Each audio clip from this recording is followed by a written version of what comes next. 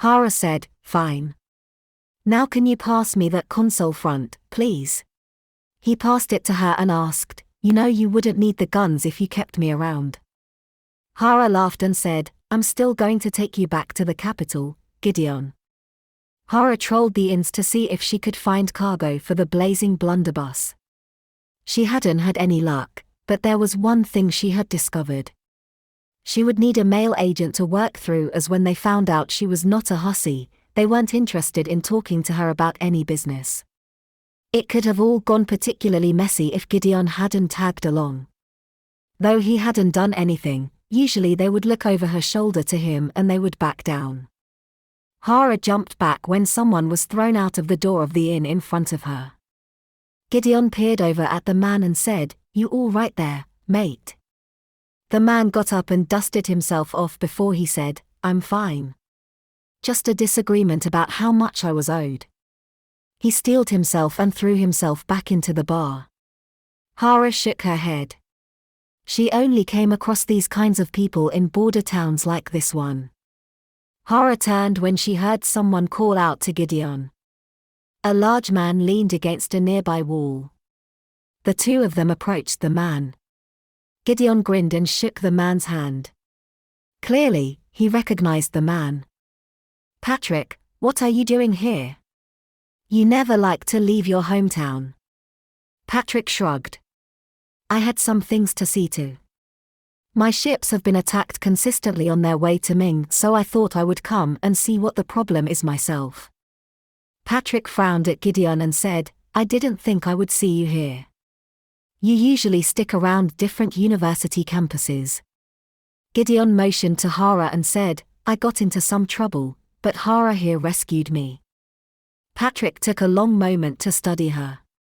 He then turned back to Gideon and asked, "So, are you heading home?" Gideon wrinkled his nose and said, "She insists." Hara glared at Gideon. But neither of the men seemed to notice her sharp look. Patrick stood up from the wall and said, "Come have some lunch. I might have a job for you. I need something taken to the guild council in the capital." Gideon turned to her, but she shook her head. She had to find crew for them, otherwise it would be pointless to get cargo as they wouldn't be going anywhere. Hara said, "Spend time with your friend. I will meet you back at the ship. I have to find some more crew, anyway." Gideon shrugged and said, "As long as you miss me." She rolled her eyes and walked away. She could hear Patrick asking, "Is that your lady?" Gideon announced loud enough she heard him even over the crowd as she walked away. "She will be." Hara wasn't ready to be owned by anyone, let alone an annoying dragon like Gideon. Hara headed for the guild hall, hoping a border town like this had men to spare who would be worth their pay. Though so far she hadn't paid anyone, as she still had no coin to pay them until she finished a delivery. She had scraped what she could together and had Alice and Henry buy what supplies they could. She knew she could ask Gideon, but she didn't like digging herself deeper into that kind of trouble. The guild hall was dingy and she wrinkled her nose at the smell of ale and stale sweat. She walked over to the hiring book and didn't look at anyone. They might assume she was here for a different reason than to hire someone for her airship. She had only just flipped the page when a crash made her look over her shoulder. A man chased something around the room and careened into tables. She assumed it was a rat or something as the man picked up a broken chair leg and battered at something hidden under a tipped-over table. Hara turned back to the hiring book. She didn't want to know just how big the rat was, which the man had to go so vigorously after it to kill it. She wrote the names of a few men who looked promising. She would have to meet them first to see if they would take orders from a woman. Something zipped past her head and Hara ducked. The man with the broken chair leg slammed into the podium and her. They all went down in a tumble. Hara swore at the idiot and shoved at him until he was off her and she could get to her feet. The man also swore and then lunged at something which was perched on the downed podium. She now saw it was no rat. Instead, it was a clockwork creature shaped like a small dragon. When the man lunged, It made a twittering sound and lunged into the air. It spread out wings made of brass and thin leather parchment.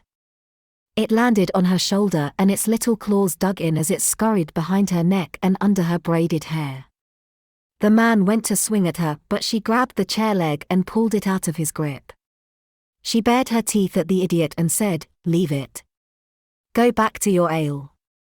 The drunk man glared at her. A voice from one of the few standing tables echoed through the room. "He has been chasing that for half an hour. Upstairs and now downstairs." Hara turned to look at the man who had spoken. He sat with his feet up on the table and casually held an ale in his hand. He added, "I have money on him not killing it." He motioned to some of the other men in the room and said, "They bet he could squish it to smithereens." Hara rolled her eyes. Aircrew could bet on anything, even something as silly as smashing up a clockwork creature. She knew a little more about the creature and knew smashing it would be a mistake. She turned back to the idiot and asked, "Do you have any money on it?" He snarled and said, "A whole guinea." Hara dug into a pocket and flicked him 2 guineas. The creature was worth a heck of a lot more. But she cringed at handing over any of her resources. The idiot shrugged and sauntered off. Probably to get drunk. He would have worn off a bit of his buzz with all the running around and would be in need of a top-up. Once he was gone, she looked for the piece of paper which had the names she had collected before. The man who had helped her out before asked, "Can I help you?" Hara turned and looked at him. He had large knives strapped all over his body. He was also a big man. She asked, "You here looking for work?" He lifted a shoulder in a non-committal gesture and said, "I could do with work, but my last job made me wish for a very long holiday." She looked him up and down. He was a fighter, clear as day. She could do with a bit of muscle. She asked, "Would you take orders from a woman?" "Only women who aren't idiots." She chuckled at his comment. "Well, I'm not one of those. Come check out the blazing blunderbuss. If you like the armament, you can sign on." The man studied her for a long moment, then said, "No need to check her out. You can always upgrade armament, but you can't get upgrade a bad captain." The creature on her shoulder moved and tightened its tail around her neck. Hara reached up and stroked its head. She said to her new crew member, "You are not wrong there. If we don't mesh, I'll make sure you get to a decent city rather than a dump like this place." He nodded. "Fair enough." He offered his hand to shake on the deal. "Murphy is the name. Guns are my game." She returned the gesture and shook his hand.